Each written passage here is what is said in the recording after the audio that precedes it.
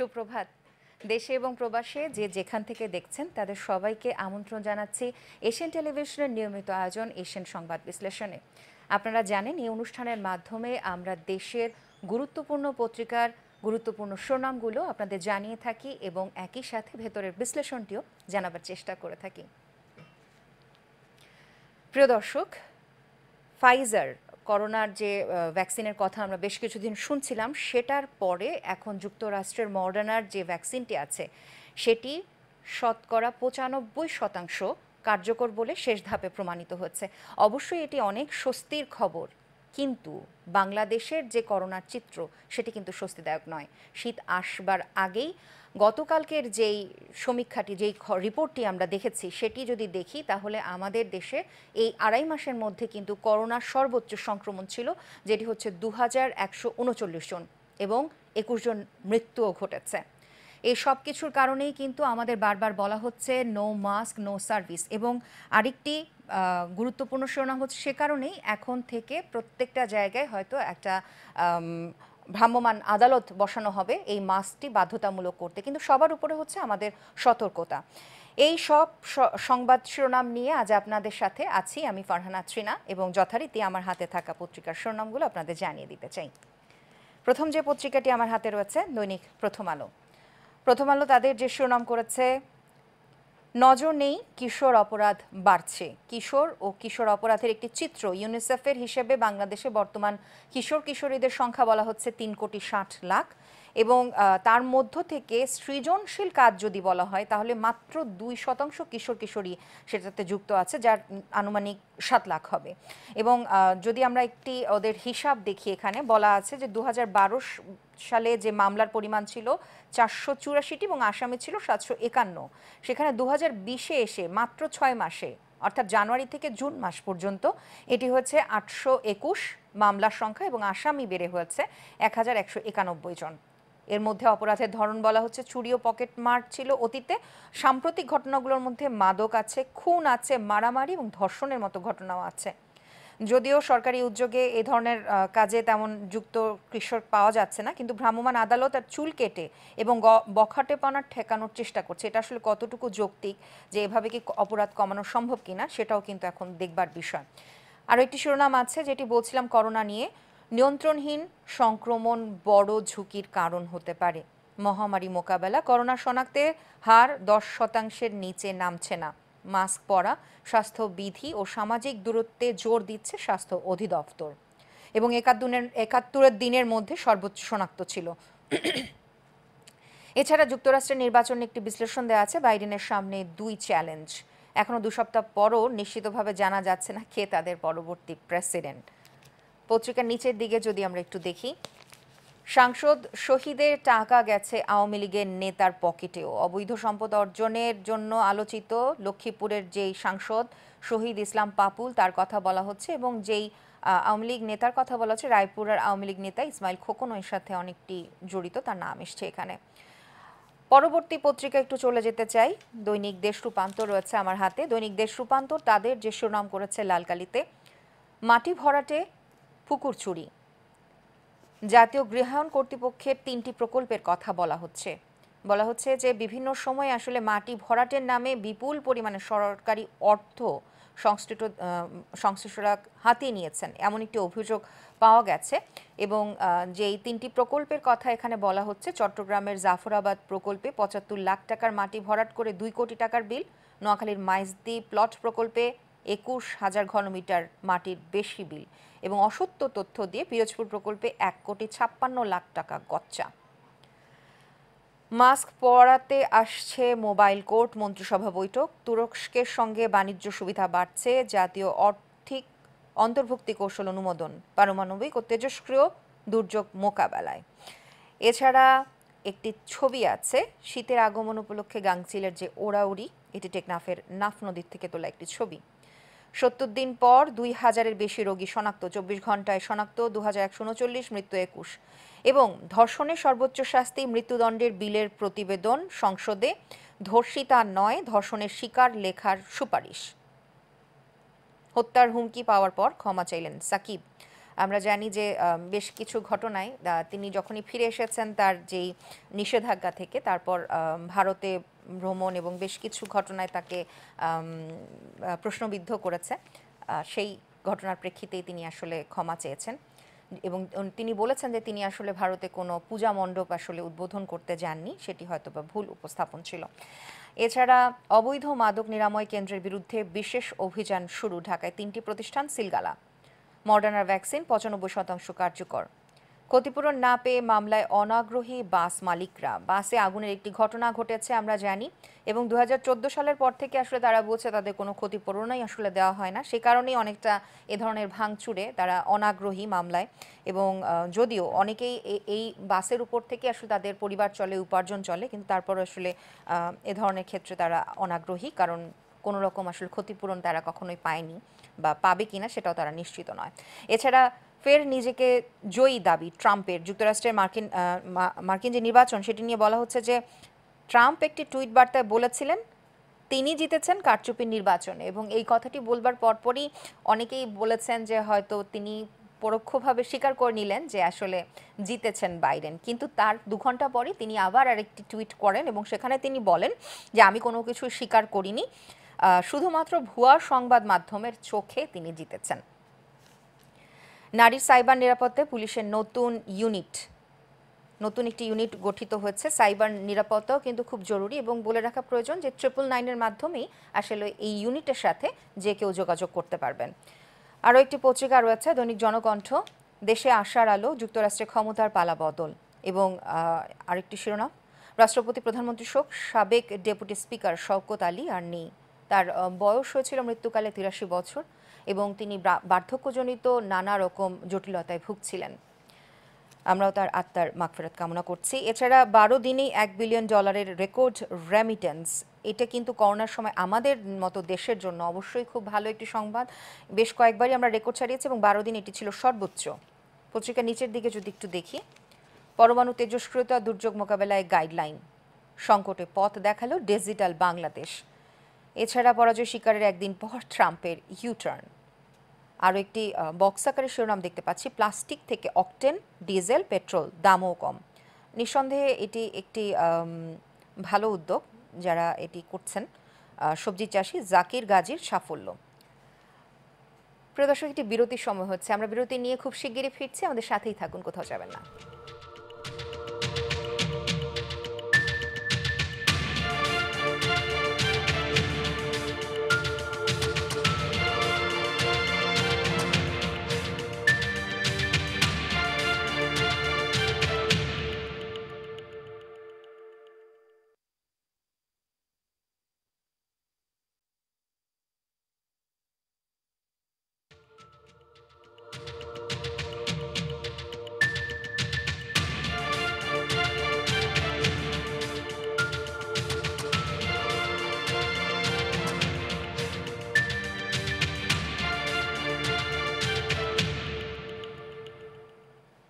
আরও একবার আমন্ত্রণ, আপনারা দেখছেন এশিয়ান সংবাদ বিশ্লেষণ, সাথে আছে আমি ফারহানা ত্রিনা। বিরতির আগে বেশ কিছু জাতীয় দৈনিক পত্রিকার গুরুত্বপূর্ণ শিরোনামগুলো নিয়ে কথা বলছিলাম। আরও বেশ কিছু পত্রিকা আমার হাতে রয়েছে। দৈনিক সমকাল আছে আমার হাতে। দৈনিক সমকাল তাদের যে শিরোনাম করেছে, পিপিপির অর্ধেক প্রকল্প বাদ পড়ছে, বেসরকারি উদ্যোক্তারা আকৃষ্ট হচ্ছেন না। সরকারি বেসরকারি যে অংশীদারিত্বে যে প্রকল্পগুলো তার কথা বলা হচ্ছে, এবং বলা হচ্ছে যে পাইপলাইনে থাকা 77টি প্রকল্প আসলে পর্যালোচনা করতে চায় সরকার, কারণ যদি সেটি আকর্ষণীয় না হয় বাণিজ্যিকভাবে তাহলে সেটি আসলে আগাবে না সরকার। আরও একটি শিরোনাম আছে, বুড়িগঙ্গা ফিরবে 1926 সালে। পাশাপাশি আমরা ছবি দেখতে পাচ্ছি, 70 দশকে মোহাম্মদপুরের 7 মসজিদের পাশেই যে বুড়িগঙ্গা ছিল সেই ছবিটি এখানে আছে। এবং পাশাপাশি এখন যে ছবিটি, আসলে কাজটি খুব কঠিন কিন্তু অসম্ভব নয়, চাইলেই সেটি সম্ভব, এটি আবার বলছেন সৈয়দ রিজওয়ানা হাসান, তার বেলার নির্বাহী পরিচালক। এছাড়া আমরা আদি বুড়িগঙ্গা চ্যানেল পুনরুদ্ধারের উদ্যোগ নিয়েছি, ফজলে নূর তাপস, এবং বলা হচ্ছে 7.5 কিলোমিটার অংশ হাতির ঝিলের চেয়েও আধুনিকভাবে সজ্জিত করা হবে। দুপাশে থাকবে বিনোদন কেন্দ্র, উন্মুক্ত স্থান, সবুজ বেষ্টনী। সেটি যদি হয় তাহলে নিশ্চয়ই অনেক ভালো একটি প্রকল্প হতে যাচ্ছে ঢাকাবাসীর জন্য। পত্রিকা নিচের দিকে যদি আমরা একটু দেখি, দণ্ডিত পলাতক আসামিদের ধরতে তোড়জোড়, ঝিনাই গতিতে ফাঁসির দণ্ড নিয়ে পালিয়ে বেড়ানোর চমকপ্রদ কাহিনী। জমিজমা সংক্রান্ত একটি বিরোধের জের ধরে ২০০৬ সালে বিল্লাল নামে এক কিশোরকে হত্যার পর তিনজনের ছবি দেওয়া আছে এখানে। সুরুজ আলী, যিনি আসামি ছিলেন, এবং তার ছেলে মোহাম্মদ আলামিন এবং ভাই দুদু মিয়া, এরা সবাই মিলে আসলে পালিয়েছিলেন ১৪ বছর ধরে, এবং তারপর সেটি আসলে দণ্ডিত আসামিদের ধরার জন্য এখন হঠাৎ করে তোড়জোড় শুরু হচ্ছে, সেটি বলা হচ্ছে। এছাড়া এএসপি আনিসুল করিম হত্যা, মাইন্ড এইডের অপকর্মে সরকারি চিকিৎসক ও আরও ২ আসামির স্বীকারোক্তি। এই মাইন্ডের হাসপাতালের মতো কেন্দ্রগুলোকে আসলে একরকম কসাইখানাই বলা যায়, সেটি বলা হচ্ছে এখানে বারবার। আরও একটি ছবি আছে এখানে। যুবলীগ কর্মী জিল্লুর রহমান চৌধুরীর হত্যাকারীদের গ্রেপ্তার ও বিচারের দাবি করছিলেন তার মা। এটি সোমবার কুমিল্লায় আয়োজিত মানববন্ধন যে সেই দৃশ্যর ছবি। প্রিয় দর্শক, এই মুহূর্তে আমরা সংযুক্ত করে নিতে চাই আমাদের কুষ্টিয়া থেকে আমাদের জেলা প্রতিনিধি হাসিবুর রহমান রিজুকে, সেখানকার স্থানীয় পত্রিকার শিরোনামগুলো জানতে। রিজু, শুনতে পাচ্ছেন? শুভ সকাল। আপনার হাতে থাকা যে পত্রিকাগুলো আছে, স্থানীয় পত্রিকাগুলো, তার শিরোনামগুলো আমাদের জানাবেন।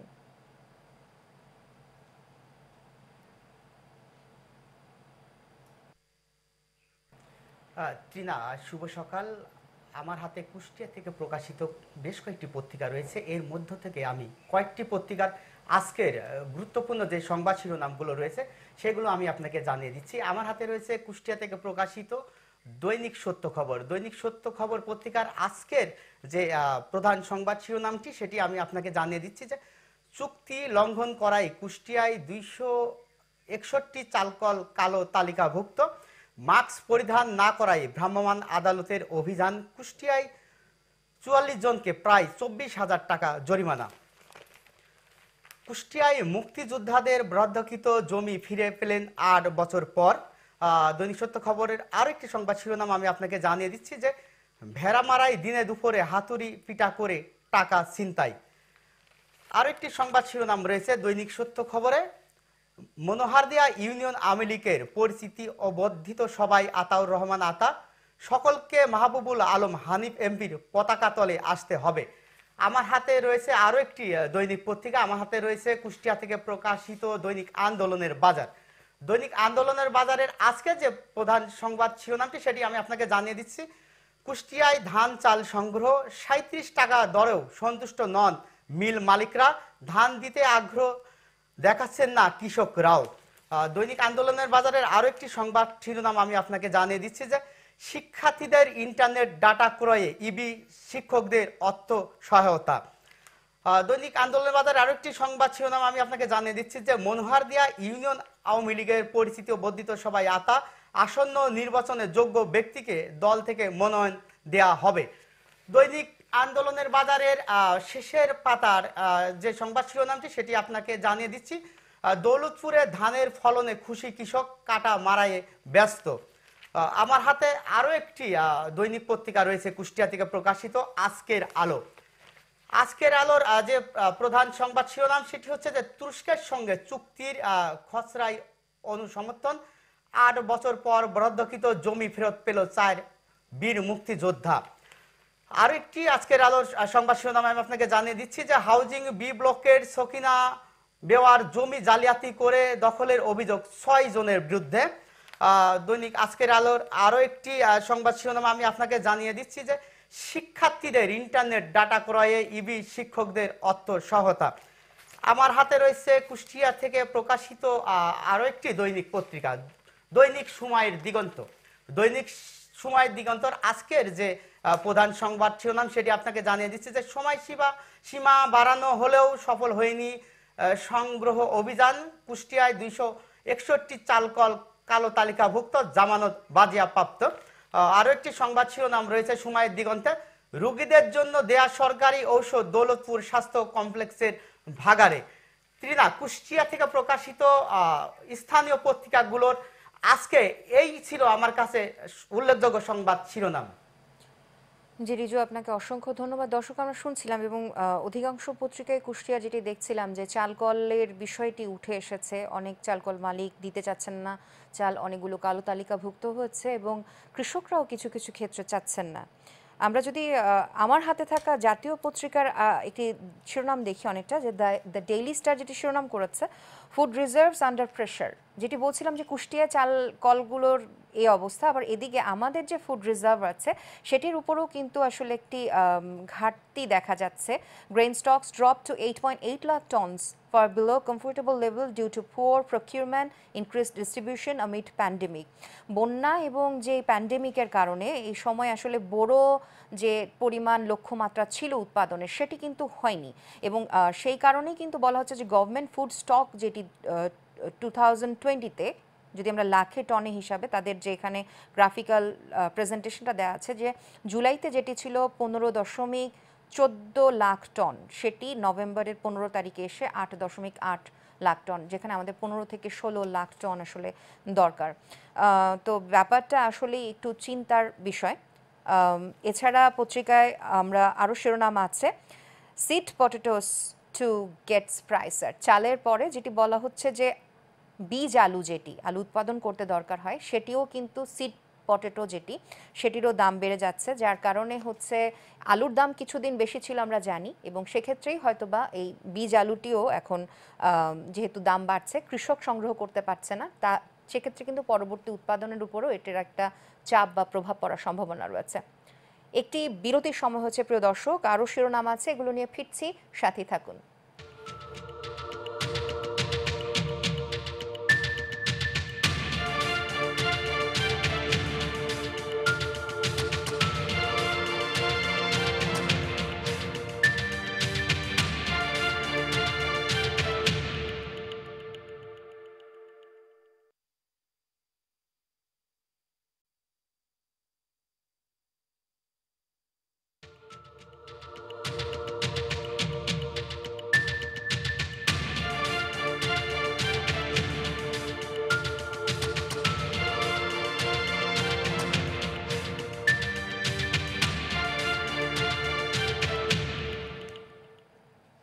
বিরতির পর আরও একবার আমন্ত্রণ, দেখছেন এশিয়ান সংবাদ বিশ্লেষণ, সাথে আছি আমি ফারহানা ত্রিনা। বিরতির আগে কিছু স্থানীয় পত্রিকার শিরোনাম জানাচ্ছিলাম, এখন আমরা আবার ফিরতে চাই জাতীয় দৈনিকে। এই মুহূর্তে আমার হাতে যে পত্রিকাটি রয়েছে দৈনিক যুগান্তর। যুগান্তর শিরোনাম করেছে 1,63,000 কোটি টাকায় 118 প্রজেক্ট, প্রকল্পের ভারে ধুঁকছে রেল।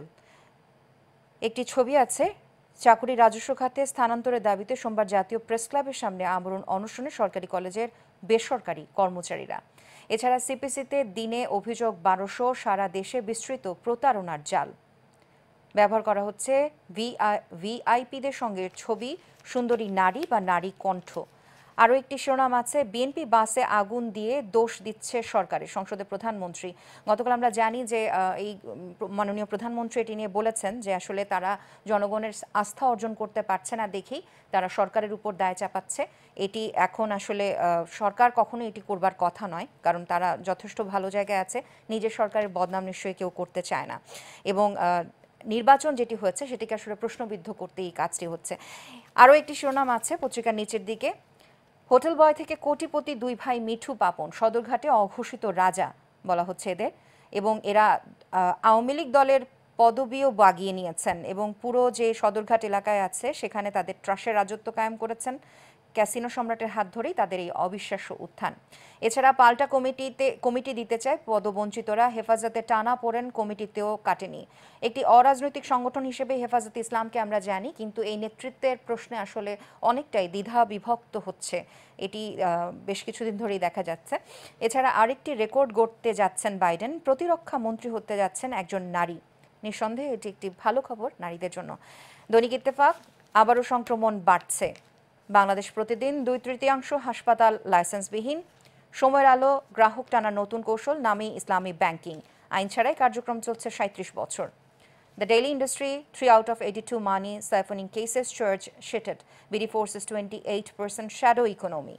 এবং সর্বশেষ যে পত্রিকা আমার হাতে রয়েছে বাংলাদেশের আলো, মাস্ক নিশ্চিতে রাজধানীতে নামছে মোবাইল কোর্ট। আজ পুরোটা সংবাদ জুড়েই আসলে করোনা প্রসঙ্গটাই বারবার আসছে, কারণ আমরা জানি শীতকালে একটি করোনার দ্বিতীয় ঢেউয়ের কথা শোনা ছিল, কিন্তু তার আগে কিন্তু আমাদের করোনার সংক্রমণ বেড়ে গেছে, এবং গতকাল এটি ছিল প্রায় 2000-এর উপরে। তো যেহেতু এই বৃদ্ধি দেখা যাচ্ছে, প্রিয় দর্শক, অনুষ্ঠানের একেবারে শেষ পর্যায়ে একটি রিকোয়েস্ট করতে চাই, আপনারা যারাই বাসার বাইরে বেরোচ্ছেন অবশ্যই মাস্ক পরিধান করুন, কারণ আপনি চিন্তা করে দেখবেন আপনার বাসায় থাকা বৃদ্ধ পিতামাতাকে আপনি কোনো মাস্ক না পরিধান করে বের হবার কারণে আপনার শরীরে সেই জীবাণু নিয়ে তাদের আক্রান্ত করছেন না তো? এই প্রশ্নটি দিয়ে আজকে শেষ করতে চাই। সবাই ভালো থাকুন, সুস্থ থাকুন। আজকের মতো আমি বিদায় নিচ্ছি। ফারহানা ত্রিনা।